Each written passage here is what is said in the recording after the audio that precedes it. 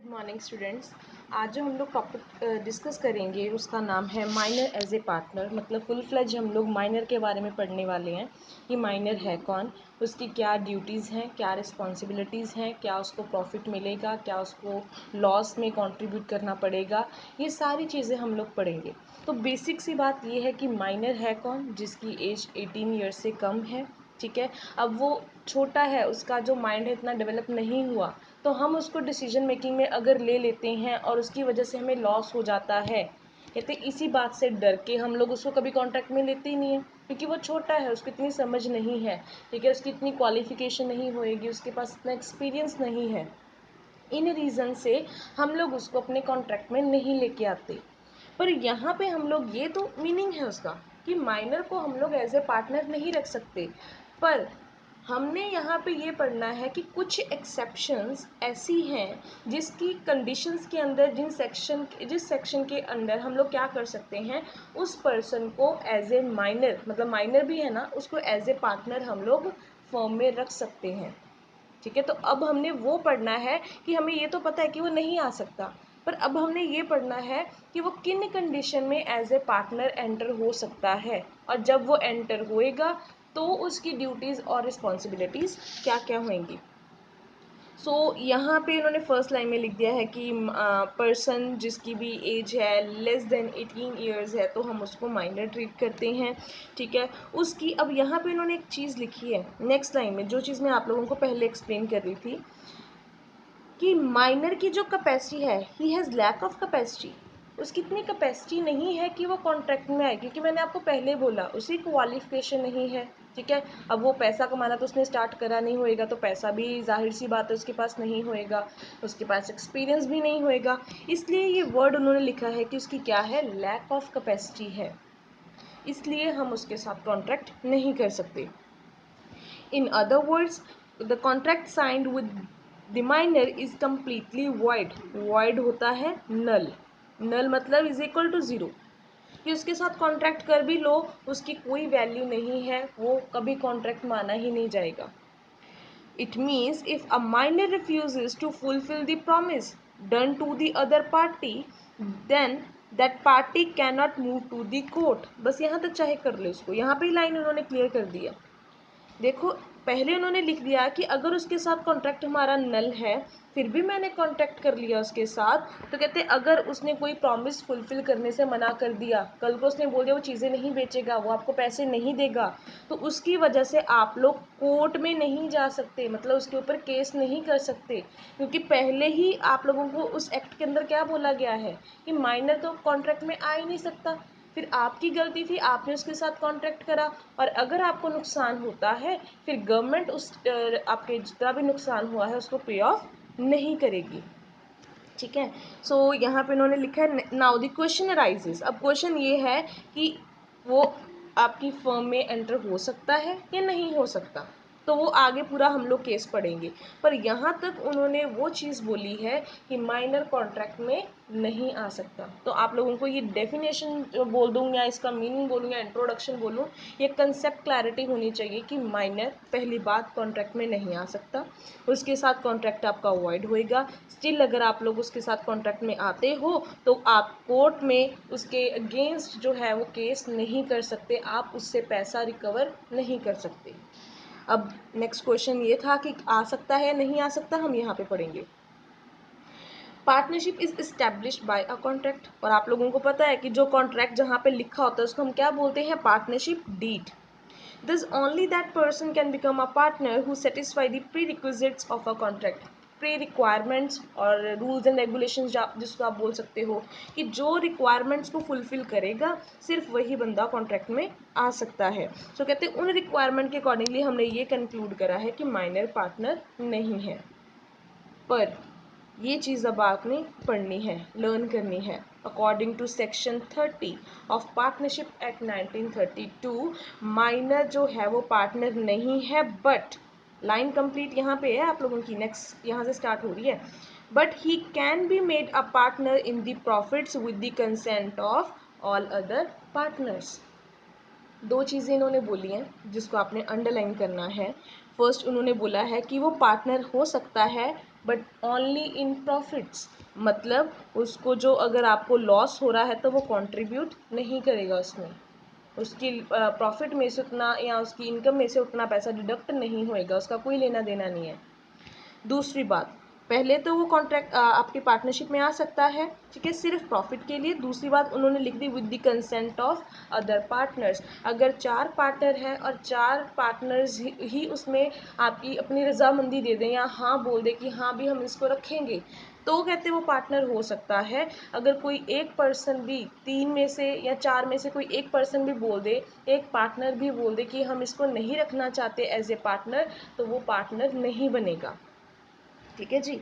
सो यहाँ पे आप लोगों को चीज़ क्लियर हो गई कि पार्टनर, यहाँ तक यही चीज़ पढ़ते गए हम लोग कि पार्टनर नहीं है वो और वो नहीं हो सकता। पर एक सेक्शन 30 में एक चीज़ निकाल दी कि अगर आप फिर भी बोल रहे हो कि उस पर्सन को ऐसे पार्टनर रखना है, कौन से पर्सन को, जिसकी एज क्या है 18 ईयर्स से कम है, तो कहते हैं आप रख सकते हो बट ओनली इन प्रॉफिट्स। ठीक है, आप लॉसेस में उसको जो है साथ में नहीं लोगे। और आगे लिख दिया है कंसेंट सब पार्टनर्स की होएगी तभी वो एज ए पार्टनर एंटर करेगा, अदरवाइज नहीं। अब नेक्स्ट यहाँ पे हम लोग पढ़ते हैं, चलो जो सेक्शन 30 ने के अकॉर्डिंगली जो भी प्रोविज़न थी हमने मानी, हमने माना कि उस पार्टनर को सबकी कंसेंट मिल गई है, ठीक है, उस माइनर को हम उसको एज ए पार्टनर रखेंगे। तो नेक्स्ट जो क्वेश्चन अराइज होता है उसकी राइट्स एंड रिस्पॉन्सिबिलिटीज़ क्या हैं। ठीक है जी। तो राइट्स एंड रिस्पॉन्सिबिलिटी दो तरीके से हम इसको कैटेगराइज करेंगे। फर्स्ट कैटेगरी में आता है position of a minor before attaining maturity, कि मान लो उस पर्सन की एज है 16, आपने उसको पार्टनर रख लिया, तो उसकी रिस्पॉन्सिबिलिटीज़ क्या हैं। 2 साल उसने पार्टनरशिप में काम करा, उसकी एज होगी 18 से ज़्यादा, ठीक है। तो कहते हैं आफ्टर अटेनिंग मेजोरिटी, जब वो 18 साल से बड़ा हो गया, अब तो वो माइनर नहीं है, तो उसकी पोजीशन क्या होगी। ठीक है, दोबारा से रिपीट कर रही हूँ कि माइनर जब माइनर ही है, मतलब जब वो 18 साल से छोटा है तो उसकी रिस्पॉन्सिबिलिटीज़ क्या हैं। जब वो बड़ा हो गया फिर वो माइनर तो है नहीं, फिर अगर वो पार्टनरशिप में काम करेगा तो उसकी रिस्पॉन्सिबिलिटीज़ क्या होंगी। अगर सिंपल सी बात बताऊँ, आप लोगों ने अगर पीछे जितने भी चैप्टर हैं इसके पार्टनरशिप की जितनी भी वीडियोज़ हैं वो देखी हैं, तो एक बात तो क्लियर है कि जब वो माइनर रहा ही नहीं, जब वो मेजर हो गया, 18 साल से बड़ा हो गया, तो ये चीज़ आप लोगों ने पढ़ी है सारी, फिर उसकी लाइबिलिटीज़ भी अनलिमिटेड हो जाएंगी, फिर वो प्रॉफिट लॉस भी लेगा, फिर वो कैपिटल में भी कंट्रीब्यूट करेगा, ठीक है, फिर वो मैनेजमेंट में भी पार्टिसिपेट करेगा। फिर यानी कि उसकी रिस्पॉन्सिबिलिटीज़, उसकी ड्यूटीज़ कैसी होंगी, जैसी बाकी पार्टनर्स की हैं जो आप लोग अभी तक पढ़ते आए हो। तो मतलब ये चीज़ पढ़ने का तो कोई मतलब नहीं है, मतलब पढ़ेंगे ज़रूर बट अदरवाइज़ मैं बोल रही हूँ कि समझना अभी क्या है, यहाँ पे ये चीज़ समझनी है आपने कि जब वो छोटा है तब उसकी रिस्पॉन्सिबिलिटीज़ क्या हैं, ये चीज़ आपने पढ़ी हुई है। ठीक है, सो यहाँ से स्टार्ट करते हैं। Basically position of a minor partner before attaining majority. तो फर्स्ट लिखा है rights of a minor partner, पहले लिखा है right to share in profits and assets. उसका सबसे पहले हक क्या है, राइट को हम हक ही बोलते हैं ना। ड्यूटीज़ और रिस्पॉन्सिबिलिटीज़ क्या होती है, जो मैंने काम करना है, जो माइनर करेगा। अभी माइनर क्या करेगा मैं वो चीज़ नहीं बात कर रही हूँ, पर आप माइनर के लिए क्या करोगे उसका हक, ठीक है, ये चीज़ हम यहाँ पे पढ़ रहे हैं। So right to share in profits, मतलब लॉसेस नहीं मिलेंगे अगर आप उसको एंटर कराओगे कॉन्ट्रैक्ट में, वो एसेट्स भी उसकी होंगी, ठीक है, उतना ही उसके ऊपर राइट होएगा और वो प्रॉफिट के ऊपर भी उसका उतना ही राइट होएगा। अगर आप उसको प्रॉफिट नहीं दोगे तो वो आपके अगेंस्ट केस फाइल कर सकता है। वो कब करेगा वो भी पढ़ते हैं। A minor has a right to get that share of profit and asset which was decided at the time of his or her entry as a partner। जब आपने मुझे माइनर एज ए पार्टनर रखा था तो तब मुझे बताया होगा ना कि कितनी एसेट्स के ऊपर मेरा हक है या कितना मेरा शेयर है, तो जितना शेयर है आपको मुझे देना ही पड़ेगा। ठीक है, सो और लास्ट टाइम में लिख दिया उसका लॉस के साथ कोई लेना देना नहीं है, ही हैज़ नो रिलेशनशिप। ठीक है जी। नेक्स्ट लिखा हुआ है right to inspect the books of accounts. Inspect होता है चेक करना, ठीक है। अब उसका क्योंकि वो पार्टनर है तो वो जितनी आपकी एक्सपेंसेस वाली बुक्स हैं, इनकम वाली बुक्स हैं, वो सारी बुक्स को, आपके रिकॉर्ड्स को चेक कर सकता है। पर ये पहली लाइन में लिखा है कि जो भी है वो कॉपी भी उसकी फ़ोटोकॉपी कराना चाहे, चेक करना चाहे, सुपरवाइज करना चाहे, सब कुछ कर सकता है। बट अगर कोई ऐसी बुक है जिसमें secret of the firm contain है, जिस बुक में बहुत सीक्रेट लिखे हैं, तो वो आप माइनर को नहीं बताओगे, क्योंकि वो छोटा है, हो सकता है कि वो सीक्रेट बाहर जाके डिस्क्लोज कर दे। ठीक है, आपको उस चीज़ से नुकसान हो सकता है। अदरवाइज आप सारी चीज़ें उसको दिखाओगे, सारी बुक्स आप उसको जो है वो दोगे चेक करने के लिए या देखने के लिए। पर अगर किसी बुक में सीक्रेट है फर्म का, तो वो चीज़ आप या वो बुक उसको आप नहीं डिस्क्लोज करोगे। ठीक है जी। नेक्स्ट आता है right to file suit, case file करना, ठीक है, किसी के अगेंस्ट कोर्ट में। तो अब मैंने आपको यहाँ पे भी चीज़ बोली थी कि अगर आप उसको प्रॉफिट नहीं दोगे तो वो क्या कर देगा, केस फाइल कर देगा। ठीक है, तो यहाँ पे इन्होंने लिखा है। अब साथ में एक और चीज़ बोली थी, वो कब केस फाइल कर सकता है, जब वो अपनी पार्टनरशिप फर्म को क्विट करेगा। जब मैं पार्टनरशिप फर्म में, मान लो कि अभी आपके साथ मैं पार्टनरशिप फर्म में मैं काम कर रही हूँ, मैं माइनर थी और आपने मुझे प्रॉफिट नहीं दिया, मैं केस नहीं कर सकती। चाहे आपने मुझे प्रॉफिट नहीं दिया, गलत किया, बट मैं केस नहीं कर सकती। मैं केस कब कर सकती हूँ, जब मैं फर्म को छोड़ के जाऊँगी। ठीक है, सो आगे इन्होंने लिख दिया है, the right of filing the case is not available to a minor when he is in the partnership. When he is working as a partner, then उसके पास कोई राइट नहीं है कि वो केस करे। नेक्स्ट आता है रिस्पॉन्सिबिलिटी। अब माइनर ने क्या करना है, the minor partner's responsibility is limited only to the extent of his invested capital in the firm, means उसकी liability क्या है, limited है। other partners की liability क्या होएगी, unlimited होएगी। आई होप अब मुझे ये एक्सप्लेन नहीं करना पड़ेगा कि लिमिटेड क्या है, अनलिमिटेड क्या है। ठीक है जी। सो लिमिटेड मतलब जितना पैसा उसने इन्वेस्ट करा है वो उतने के लिए लाइबल है, और अनलिमिटेड का मतलब जितना पैसा आपने इन्वेस्ट करा है उससे भी ज़्यादा अगर आपको रीपे करना पड़ेगा, आपकी मतलब प्रॉफिट सफिशेंट नहीं है, देन पर्सनल प्रॉपर्टी आपकी लाइबल होएगी। अब आता है नेक्स्ट टॉपिक, ये मैंने क्लियर कर दिया। ठीक है, कि माइनर है जो, जब वो माइनर ही है, ठीक है, ऑर्गेनाइजेशन में काम कर रहा है, तो ये काम है, प्रॉफिट भी मिलेगा उसको, वो इंस्पेक्ट कर सकता है बुक्स, केस भी कर सकता है। पर मेक श्योर जब आप पढ़ोगे तो आपने पूरी लाइन पढ़नी है और पूरी लाइन लिखनी भी है। वो बुक्स को इंस्पेक्ट कर सकता है, पर किस बुक को नहीं कर सकता, जिसमें सीक्रेट है। वो केस फाइल तो कर सकता है, कब नहीं कर सकता, जब वो पार्टनरशिप में है। तो ये चीज़ों को थोड़ा ध्यान से पढ़ना। यहाँ पे भी लिखा है कि वो प्रॉफिट तो शेयर कर सकता है, बट वो लॉसेस शेयर नहीं कर सकता। हर चीज़ के साथ एक एक्सेप्शन, एक हम बोलते हैं ना इन अदर वर्ड्स, वो लिखा हुआ है। In other side, on the other side क्या है।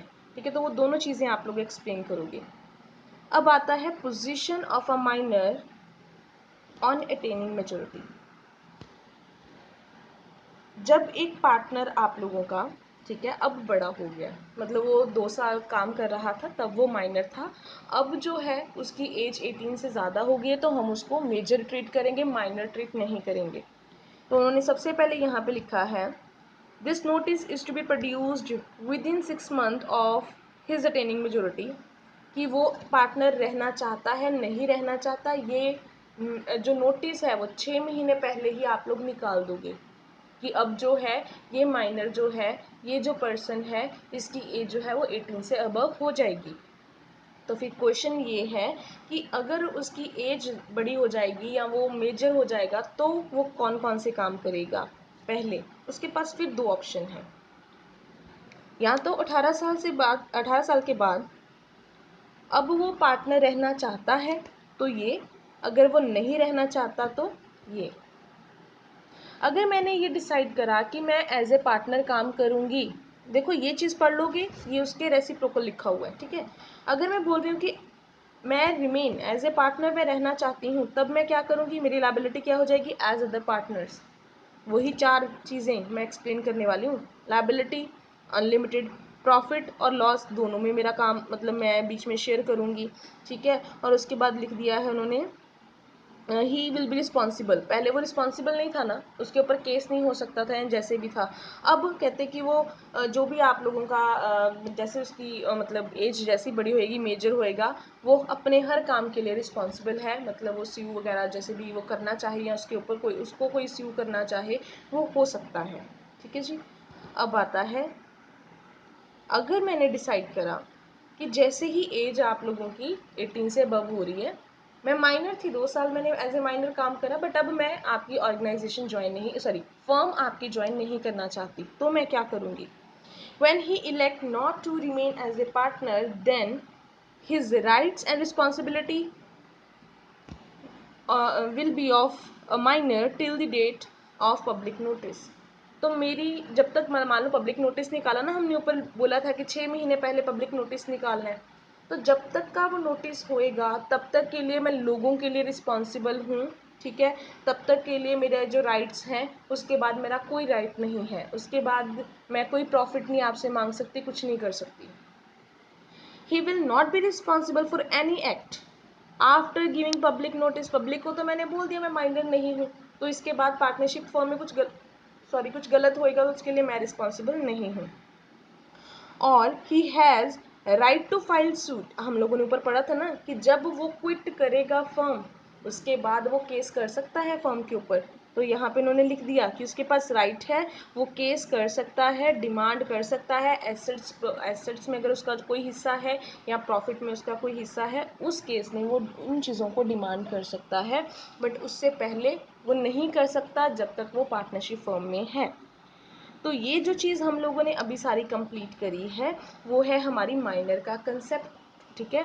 तो आप लोगों को किसी भी तरीके से क्वेश्चन आ सकता है, 4 मार्क्स में आ सकता है, 2 मार्क्स में आ सकता है, या 6 मार्क्स में भी ये क्वेश्चन आपसे पूछ सकते हैं कि माइनर की रिस्पॉन्सिबिलिटीज़ क्या हैं, ठीक है, और ड्यूटीज़ या कुछ भी कैसे है, तो आप सब चीज़ों को एक्सप्लेन करोगे। अगर आपको क्वेश्चन जस्ट यही पूछ रहे हैं कि माइनर के राइट्स एंड रिस्पॉन्सिबिलिटी बताओ बिफोर अटेनिंग मेजोरिटी, तो आप लोगों ने जस्ट ये ए पोर्शन एक्सप्लेन करना है, बी पोर्शन एक्सप्लेन करने की कोई ज़रूरत नहीं है।